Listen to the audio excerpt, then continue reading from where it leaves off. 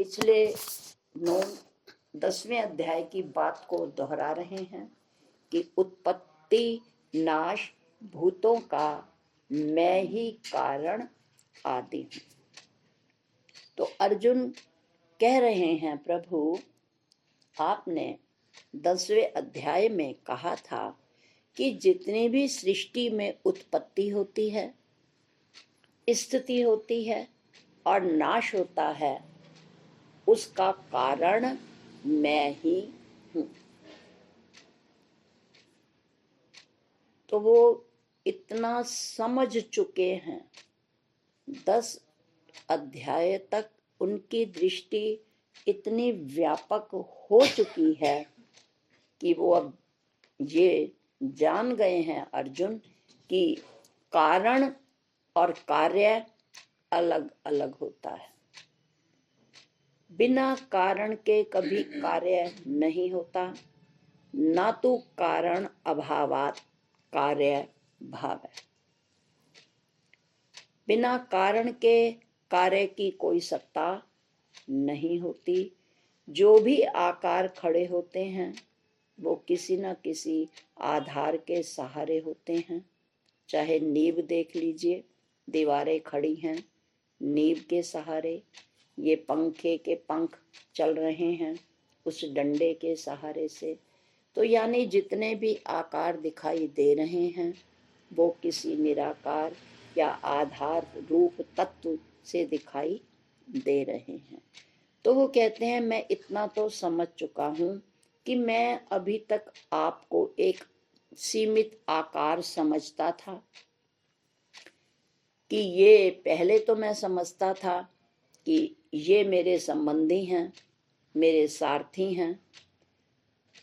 जैसे जैसे आपने उपदेश दिया मेरी समझ में अब ये भी आ गया है कि आप केवल ये आकार नहीं हैं। और आप कह भी रहे हैं कि उत्पत्ति नाश भूतों का मैं ही कारण आदि हूं। तो कहते हैं मुझे ये विस्तार से बताइए, आपने अपना जो ये वर्णन है किया, सत्य ईश्वरी रूप देखूं इच्छा मुझे हुई।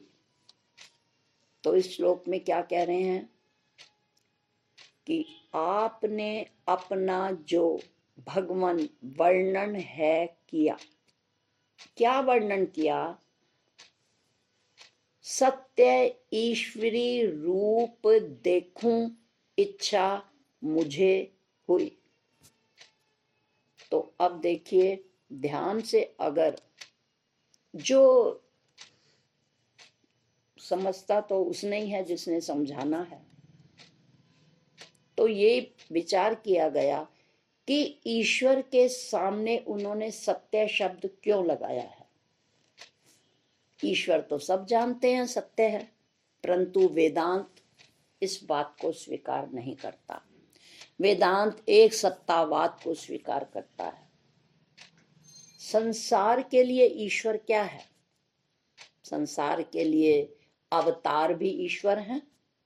हम भगवान राम एक अवतार हैं, हम उनके आगे भी भगवान शब्द लगाते हैं, ठीक है।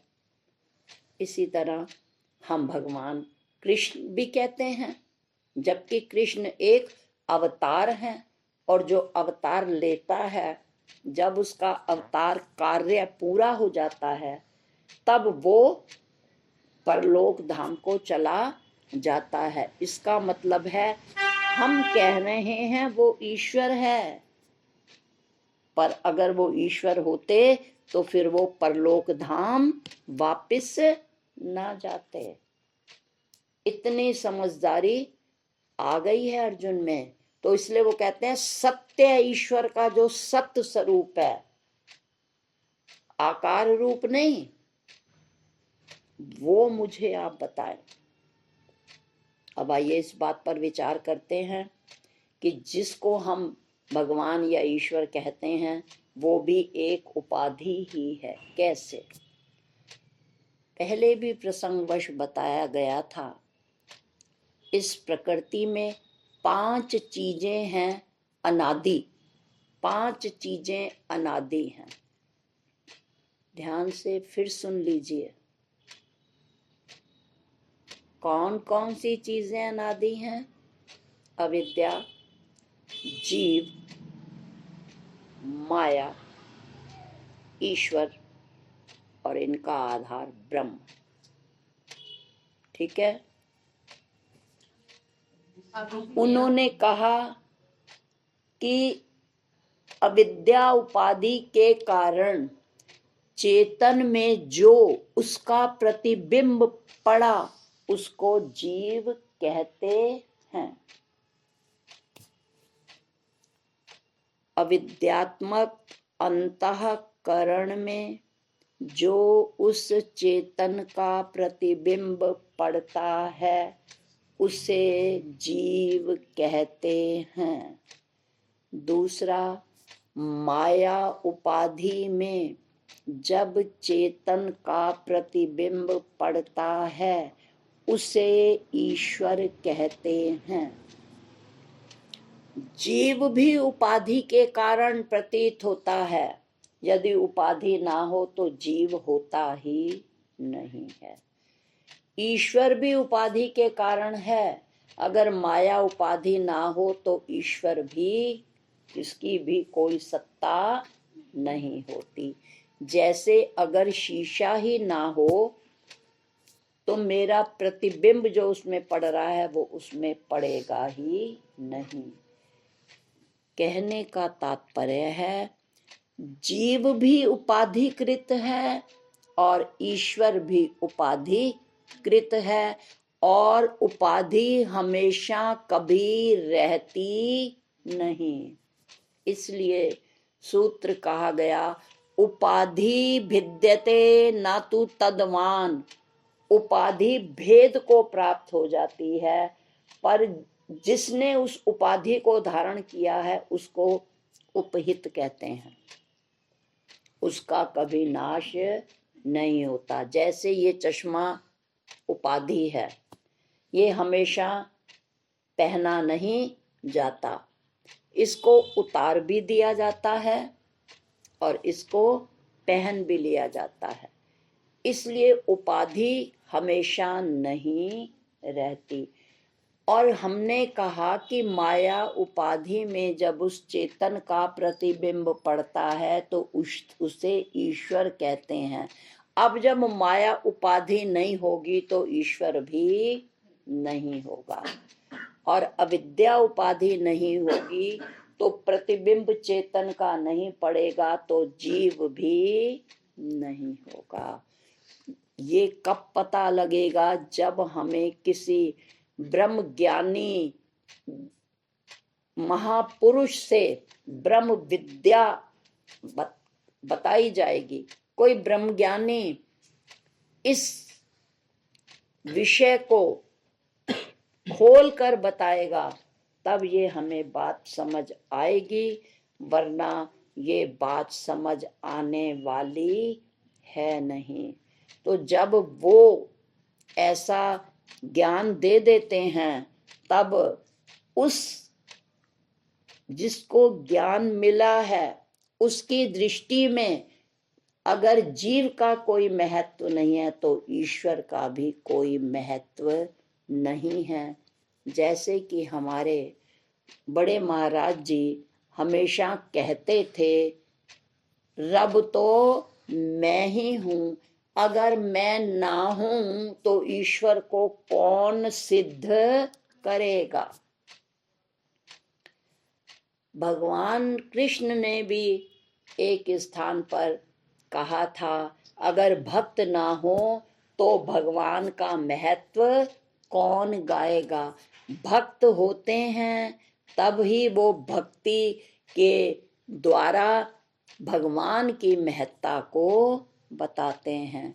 ठीक इसी तरह अगर ब्रह्मवेत्ता ना हो तो हम भी ईश्वर को बहुत कुछ समझते हैं, पर ब्रह्मवेत्ता कहते हैं कि एकमेव अद्वितीय ने नानास्ति किंचन, ब्रह्म तत्व ही एक है, उसके अलावा ना कोई माया है, ना अविद्या, ना जीव है, ना ही ईश्वर है।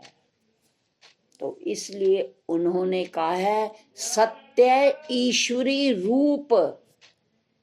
मैं बदलने वाले ईश्वर को नहीं जानना चाहता, जो सत्य रूप ईश्वर है, यानी ईश्वर का भी जो आधार चेतना है, मैं उसको जानना चाहता हूँ।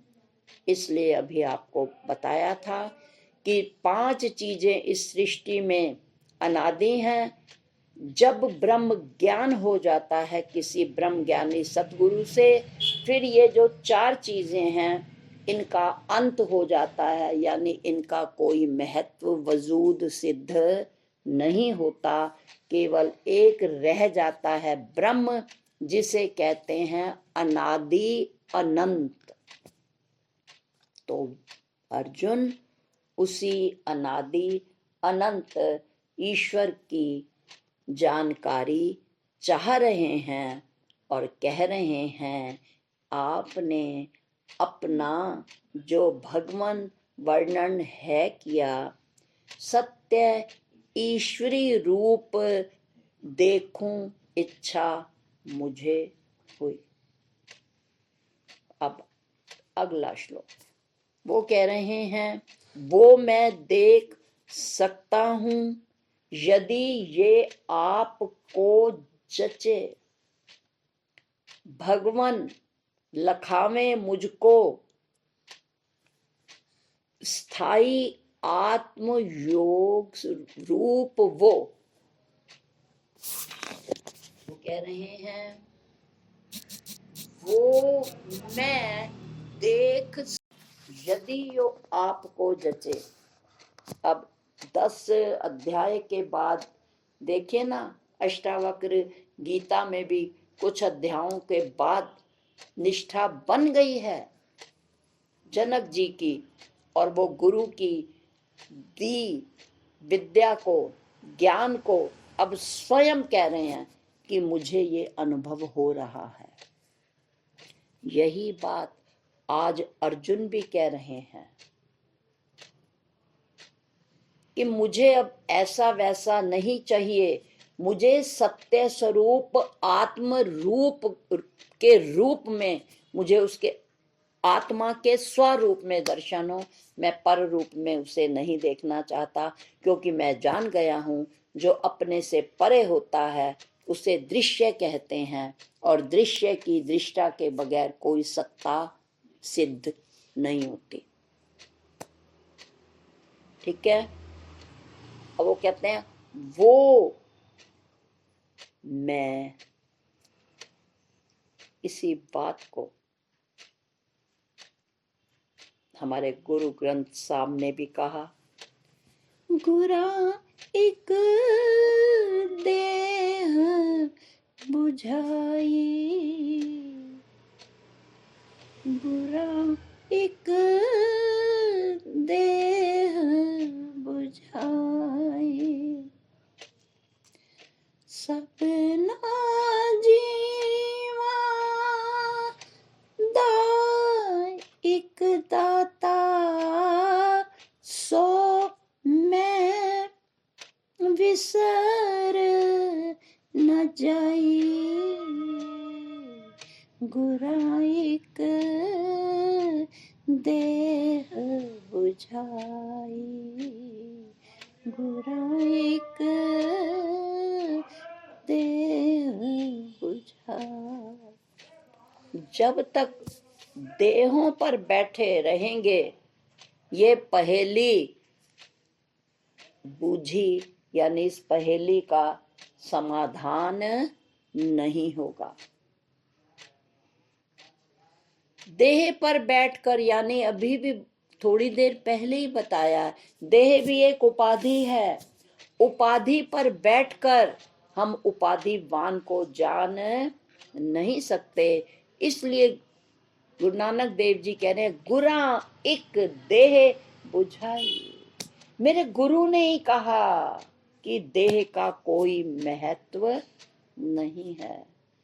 इस देह में जो आत्म तत्व है, गुरु ने मुझे उसकी सोझी दे दी है। और जब गुरु ने ये सोझी दी तो मुझे क्या अनुभव हुआ? सो मैं, जो वो है वो मैं हूं। तो नानक देव जी कह रहे हैं, ये बात कभी भूलना मत। यही बात अर्जुन कह रहे हैं। वो मैं देख सकता हूं, जिस ईश्वर को मैं वो परे करके समझता हूं, वो ईश्वर मैं ही हूं। क्या मैं इसकी अनुभूति कर सकता हूं? तो कहते कर सकता हूं।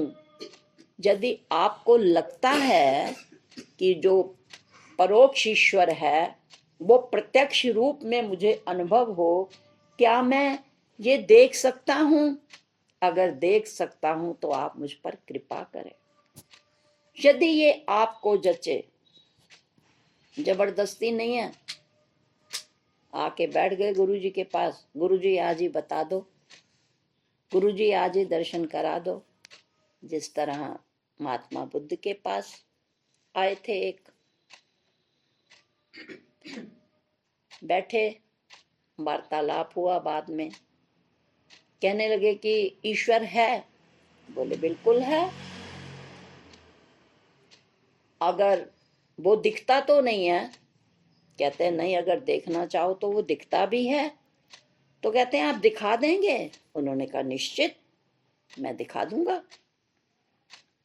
तो उन्होंने कहा कि फिर मुझे दिखाएं।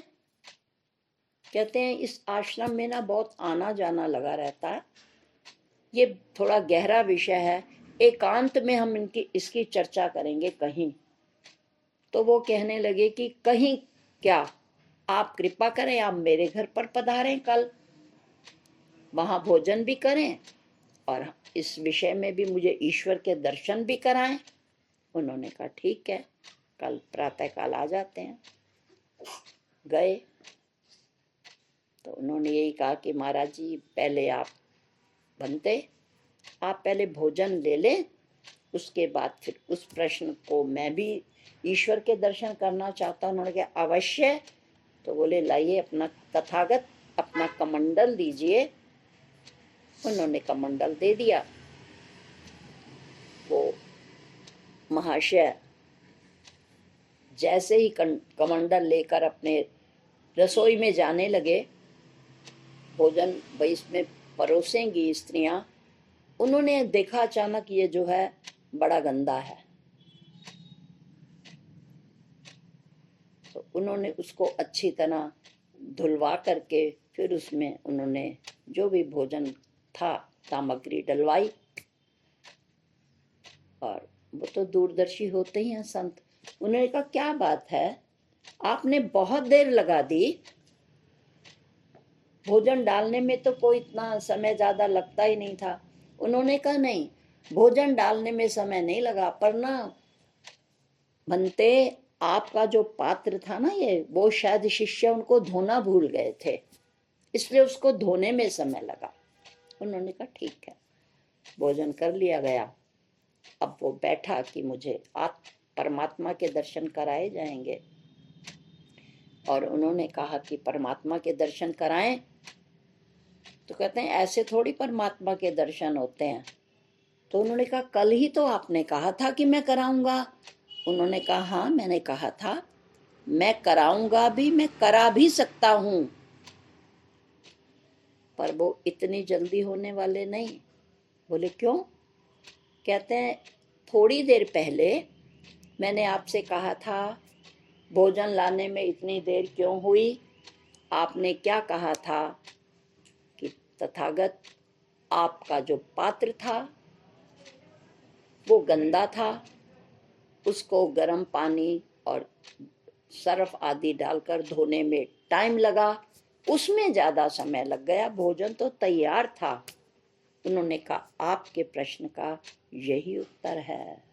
मैं तो तैयार हूं आपको ईश्वर के दर्शन कराने के लिए, पर क्या करें, आपका अंतःकरण इतना मैला है कि उस चेतन का प्रतिबिंब उसमें इस तरह से नहीं पड़ सकता जैसे धुंधले और मैले दर्पण में अपना मुख यथा रूप दिखाई नहीं देता।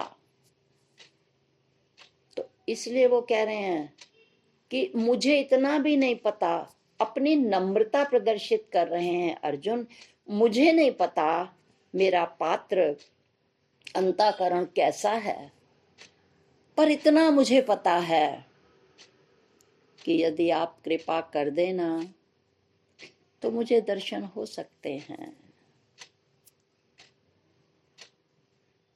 आपकी कृपा मुझे दर्शन करा सकती है, और मैं ये भी जानता हूं कि मेरा अंतःकरण इतना स्वच्छ नहीं है, पर गुरु कृपा ही केवलम शिष्य मोक्ष साधनम।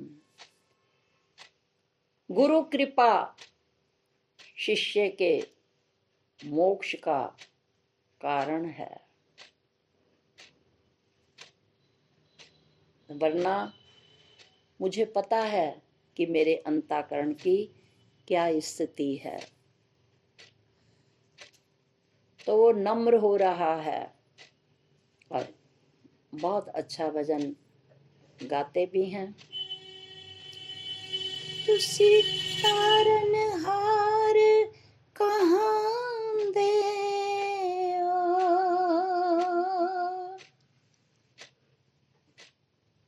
डुबियानो बनने लांदे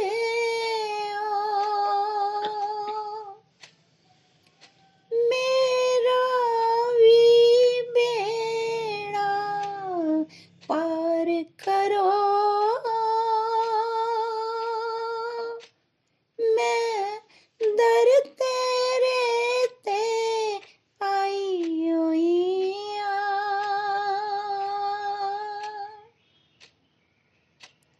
सतगुरु जी मैं ते नजर करो,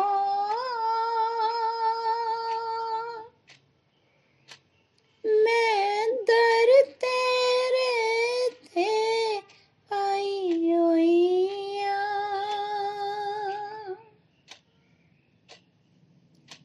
जब तक हम घर संसार नहीं छोड़ेंगे और गुरु के दर पर नहीं आएंगे, काम बनने वाला है नहीं। तो इसलिए वो कह रहे हैं यदि ये आपको जचे, मुझे पता है मेरे कर्म कैसे हैं, पर मुझे ये भी पता है कि आपकी कृपा अनंत है। इसलिए सूरदास जी ने कहा मोसो कौन कुटिल खल कामी। मुझे पता है मेरा अंतःकरण भरा हुआ है बुराइयों से, पर मुझे आपकी कृपा पर भरोसा है, अपने प्रयत्न पर मुझे भरोसा नहीं है। इसका अर्थ ये नहीं है कि मैं प्रयत्न करूंगा ही नहीं, जैसे कि हम कर रहे हैं। ठीक है, हो रहा है सत्संग, हो रहा है, हो जाएगी कृपा। अर्जुन इस पर नहीं बैठा है कि जिस दिन मेहर करेंगे ना मेरा काम बन जाएगा। वो ये कह करके अपने प्रयत्न को एक साइड नहीं कर रहा। वो कहते हैं प्रयत्न तो मेरा है, और मुझे अपने प्रयत्न पर भरोसा नहीं है।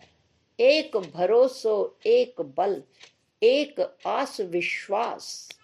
मुझे आस भी है, विश्वास भी है कि आप मुझे ये तत्व ज्ञान अवश्य ही देंगे कि वो मैं कैसे हो सकता हूं।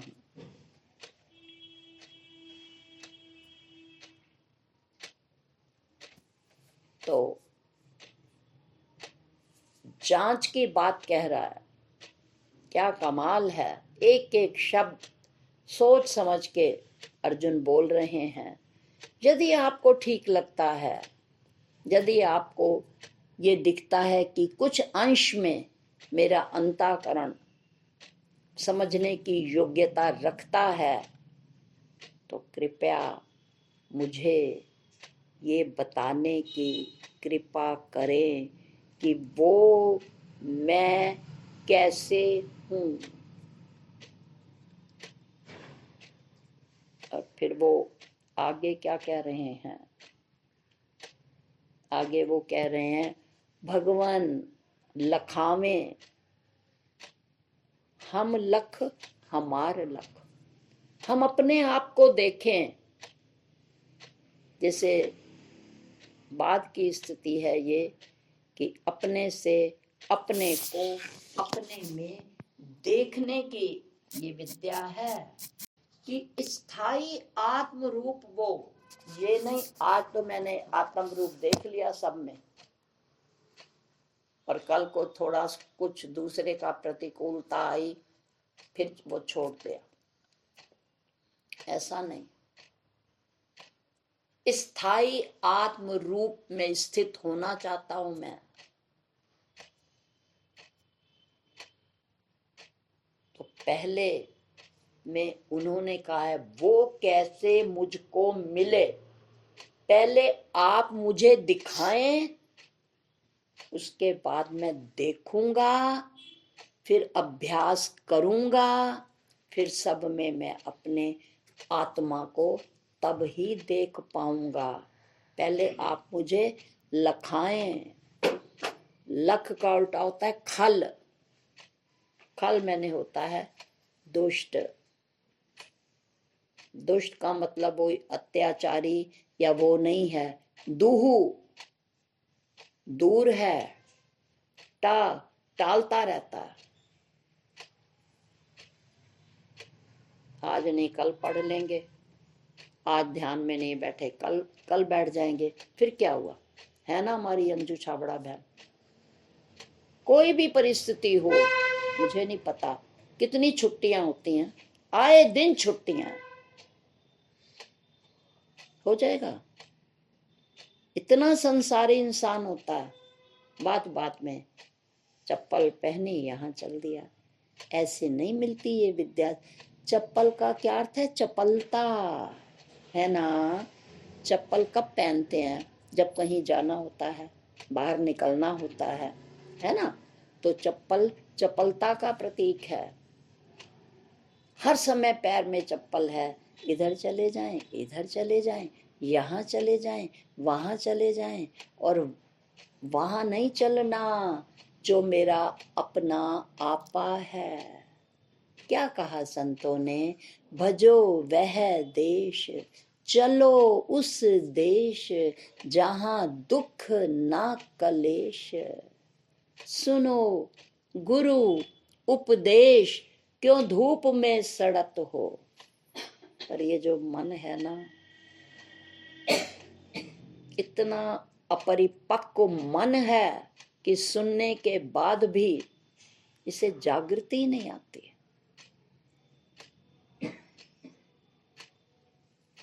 आदत है उस बच्चे की तरह जिसे सड़क में धूल धूप उनका एहसास नहीं होता। ठीक इसी तरह ये दुनिया के दुख, ये दुनिया की प्रतिकूलताएं हमें भा गई हैं। जैसे पूज्य जी बहुत अच्छा उदाहरण दिया करते थे। वो कहते हैं कि जब छोटी उम्र होती थी ना, गोलगप्पे खाते थे तो मिर्चें होती हैं, उसमें मीठा पानी भी होता है और मिर्चों वाला भी होता है। कहते थे कि आंखों से अश्रु निकल रहे हैं, फिर भी कहते हैं भैया जरा एक घूंट पानी और देना, बड़ा स्वाद लग रहा है। और जो बड़ा व्यक्ति होता था उसको मिर्चें लगती थी, वो दोबारा नहीं पानी मांगता था, उसको था कि पानी बहुत तेज है, मेरे शरीर के अनुकूल नहीं है, इसलिए वो पत्ता नीचे डाल देता था। और बच्चा क्षणिक स्वाद के लिए आंखों से आंसू बह रहे हैं, उसके बाद भी भैया एक घूंट पानी और देना।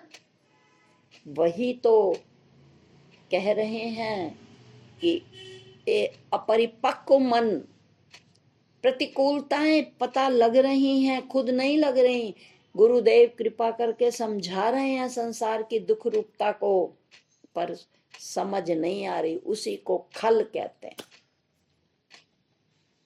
खल का उल्टा होता है लख।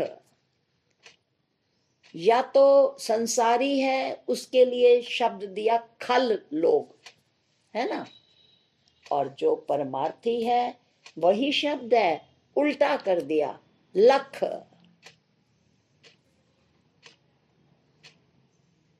ये संसारी मन खल है और परमार्थी मन लख है। इसलिए तो कह रहे हैं अर्जुन कि लखावे आत्म स्थाई आत्म रूप वो, क्योंकि उन्हें समझ आ गया है युद्ध के मैदान में।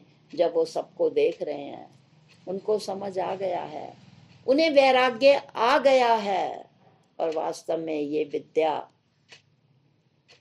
वैराग्य की, विचार की विद्या है, सुनने की नहीं है। तो वो स्थायी आत्म रूप चाह रहे हैं कि हे प्रभु, मुझे वो अपना आत्म रूप लखाएं। अब बताएं नहीं, क्योंकि पिछले 10वें अध्याय में भगवान ने बताया था, है ना, वर्णन किया। कहा ना अर्जुन ने, आपने अपना वो जो वर्णन है किया। भगवान ने वर्णन किया था, बताया था, लखाया नहीं। और वो समझ रहे हैं कि बात को सुनने या कहने का विषय नहीं है, ये लखने का विषय है। तो कहते हैं लखावें।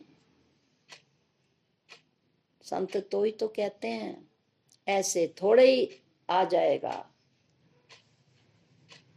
दौड़ भी हो और जोड़ भी हो, ऐसा नहीं हो सकता। संसार की तरफ लगातार दौड़ भी हो, वृत्तियां, मन के संकल्प, मन की इच्छाएं, वासनाओं की दौड़ संसार की तरफ होगी, तो वो आत्मा में उसका जोड़ हो सकेगा? नहीं ना।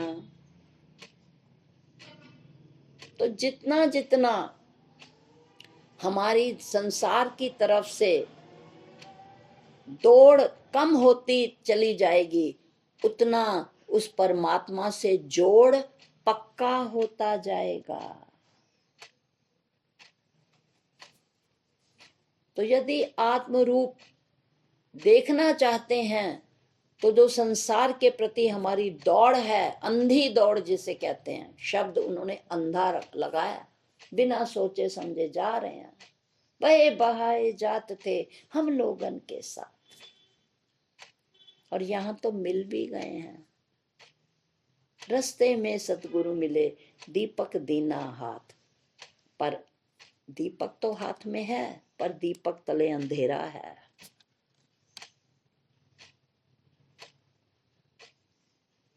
और वो कहते हैं कि जब समझ आ जाता है ना, जितना जितना समझ आता जाएगा पुरुषार्थ के द्वारा, फिर ये दौड़ेगा नहीं।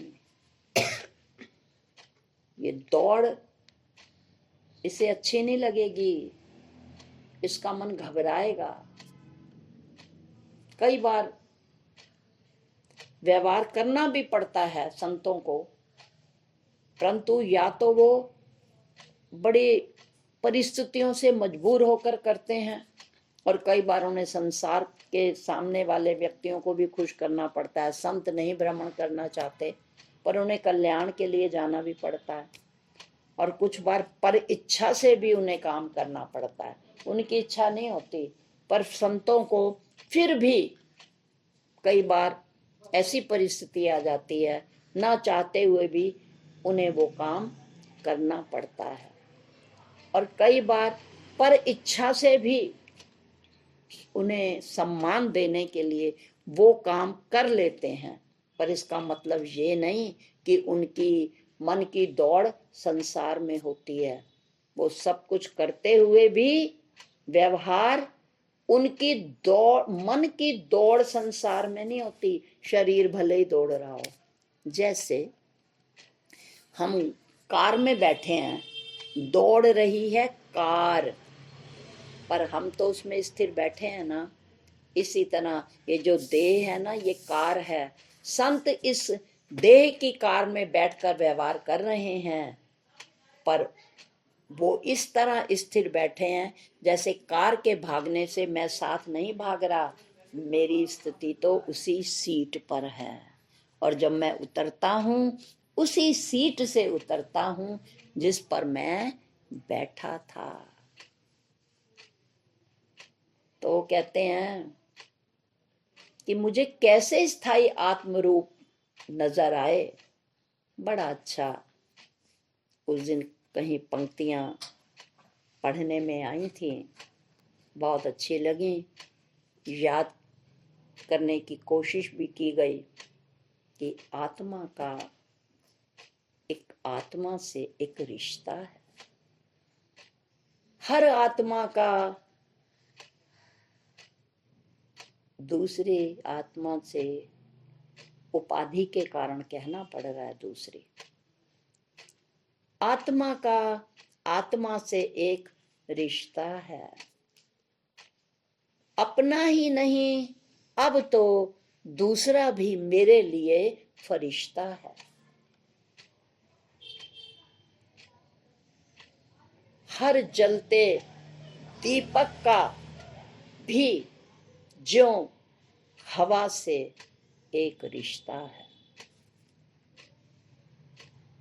दीपक का देखो ना, दोनों तरफ से दीपक को हवा की जरूरत होती है, जलने के लिए भी और बुझने के लिए भी। दीपक को हवा ही जलाती है और हवा ही बुझाती है। कैसे?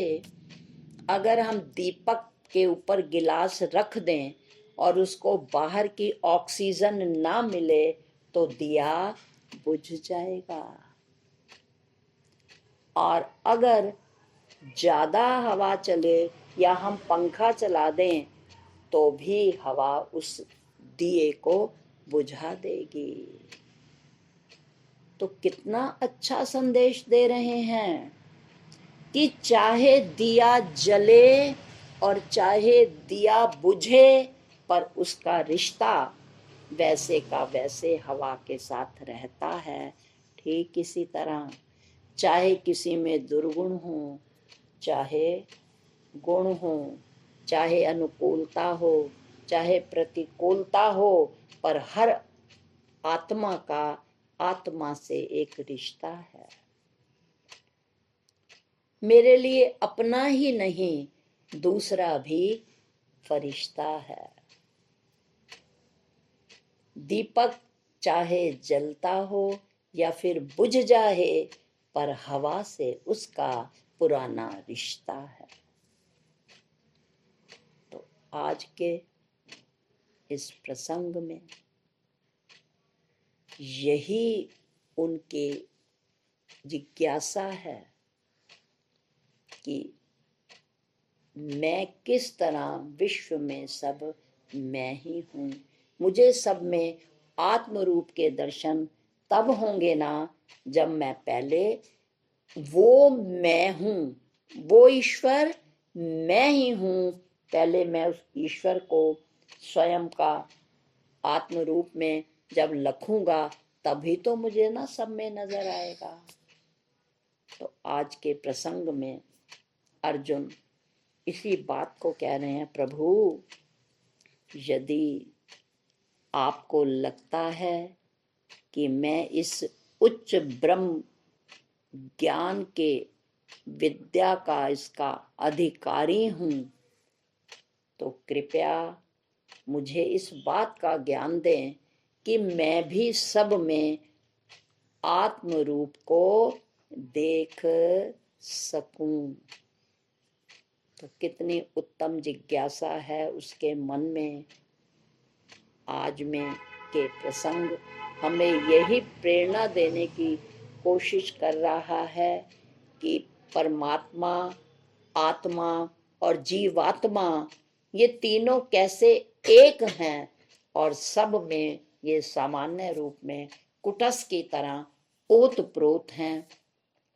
जैसे एक पतासे के अंदर भी मिठास है, बाहर भी मिठास है, दाईं बाईं सब तरफ मिठास ही मिठास है, जिसके लिए कहा गया कि गुड़ सा मीठा है भगवान, बाहर भीतर एक समान। तो वो भगवान कौन सा भगवान? सत्य रूप परमात्म रूप भगवान, वो परमात्मा सभी आत्माओं में मुझे दिखे। पर ये तब संभव है जब इस जीवात्मा यानी इस देह के अंदर जो एक दायरे वाली